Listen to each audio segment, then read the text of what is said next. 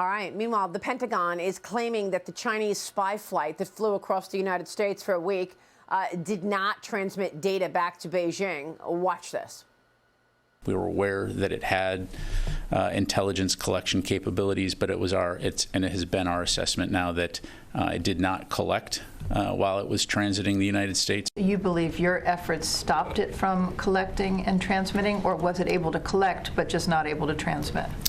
We believe that it did not collect while it was transiting the United States or flying over the United States, and certainly the efforts that we made contributed.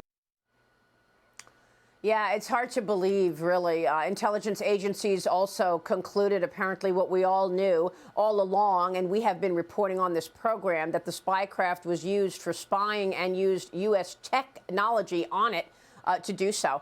American technology in that spy balloon. Joining me right now is the Center for American Security co-chairman, Fox News contributor, former national security advisor to Vice President Mike Pence, and the author of War by Other Means, a general in the Trump White House, General Keith Kellogg, back with us. General, it's always a pleasure. Thanks very much for being here. Thanks, Maria. Thanks for having me. Good to be here. Yeah, the Pentagon is really watching its words with this whole statement that it did not transmit data back. It's hard to believe. I spoke with the former director of national intelligence, John Ratcliffe, who told me he's pretty sure it did, in fact, send information back to Beijing. What's your take on this? Yeah, Maria, you hit it right on the nail right on the head. It's a parsing of the language, how you listen to them. Yeah. What the Pentagon says. I really do believe they sent it back. When you collect information, it's sent back immediately out there. They don't kind of store it. They don't, when they say, well, they didn't collect it, well, that means like putting it together. It's a parsing of the words. Of course they sent it back. They wouldn't have put a sensor package that large. And the sensor package on that balloon, most people say it's the size of a school bus. So they collected the information both optically and also through signals intelligence as well.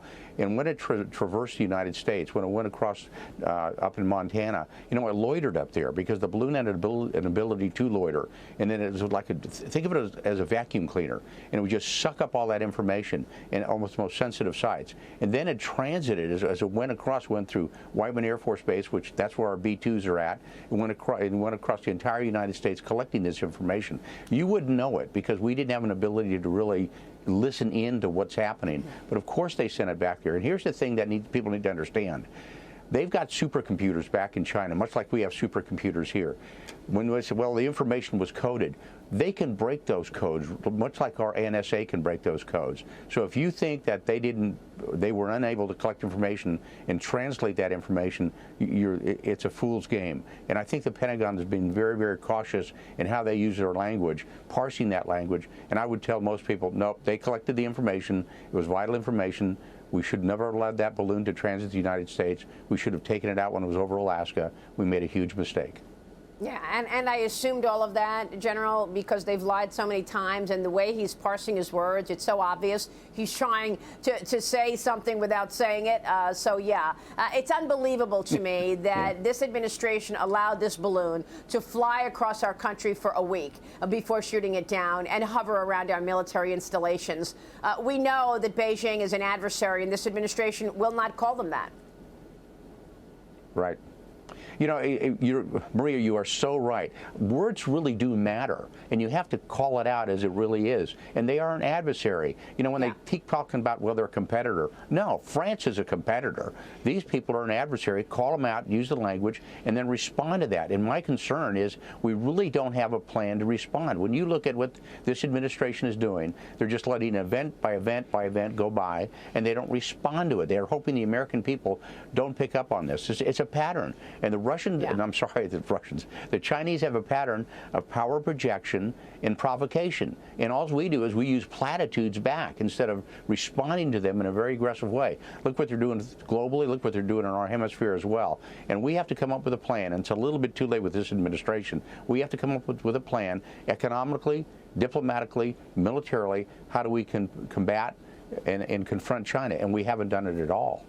No, we haven't. And I'd like to know why it is that it appears that the administration is favoring China over America and American citizens. This latest issue is really perplexing. The Justice Department is now arguing that a new Florida law, which restricts Chinese land ownership near U.S. military installations and major infrastructure, is unconstitutional.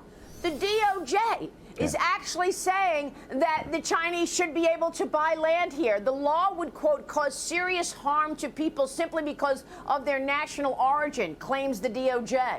Okay, contravene federal civil rights laws, undermine constitutional rights, they claim, and will not advance the state's purported goal of increasing public safety. General, this is just extraordinary that the DOJ is basically saying that Florida should allow China to acquire land near military installations. Yeah, you know, and that's, you hit the last words you just said are so critical. They're not getting this land in the middle of nowhere. When you see where they're buying this land, they're buying it around some of our most strategic sites. I mean, if you took a map of the United States and showed where they're buying land and then put some of our military sites side by side with it, you go, wow, they're really doing that. And they're doing it for a reason, because they're setting up, they eventually set up signal collection sites right around those sites, and they'll be able to impede and actually listen into what we're trying to do. And people need to realize that. That's the simplicity of it. And they're doing it with a very big purpose, and that is just to collect on Americans and on America as well. And that's what it goes back full circle. What are you going to do to counter it? You know, when we were in the Trump administration, at least with President Trump, he thought very hard, you know, we may have to economically decouple from China. We have to make a statement. We have to do something to make sure they understand we're really serious about this. If they put a listening site or military forces in Cuba, all right, that's 100 miles off our shore. Maybe it's time, I know it's a real stretch, but maybe it's time we put military forces in structure in Taiwan. It's 100 miles off their shore. Okay, it's a quid pro quo. This is what we're going to do. This is what they do. But we're not seeing any of that at all. And that's a big concern I've got. We did it with the Soviet Union when we had the containment theory and the containment strategy. We haven't done the same thing with China. Well, I mean, it's just extraordinary to me how much support the Chinese Communist Party gets within this administration. I mean, are they all compromised? Here we are having a conversation about the spy balloons sending information back to Beijing about our military installations. At the same time, we're having a conversation about China wanting to set up spying and surveillance around our military installations in Florida on land, and the DOJ saying, no, let them do it? I mean, are they all compromised the way Joe Biden apparently is?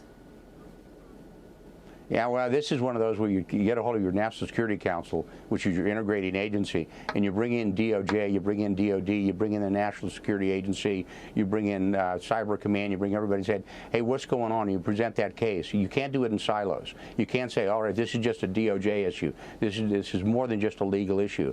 It's a national security issue. And that case, unfortunately, Maria, has not been presented to the American people or to anybody else. They need to understand that there's a threat there, and they don't address it as a threat. Until we declare it a threat, that they're an adversary, then you really don't take any actions. And it's not being informing the American people, because this just goes under the radar. And that's what this administration does, frankly, quite well. They just ignore it and hope the American people ignore it as well. It's something that cannot be ignored in the future.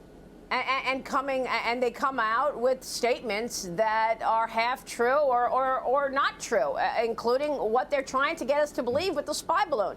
General, we'll keep a spotlight on it. We appreciate your time and effort. Thank you so much for being here this morning.